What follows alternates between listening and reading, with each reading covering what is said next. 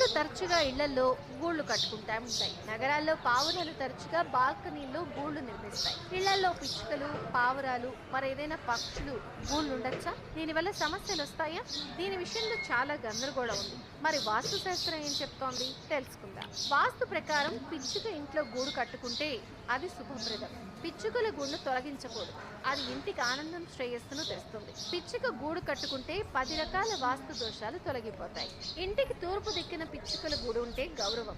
ఇంటికి ఆగ్నేయ దిశలో పిచ్చుకల గూడు ఉంటే ఇంట్లో వివాహం అంటే శుభకార్యాలు. దక్షిణ దిశలో ఉంటే ఆర్థిక వ్యవస్థ మెరుగుపడుతుంది. నైరుతి దిశలో ఉంటే కుటుంబ సభ్యుల జీవితం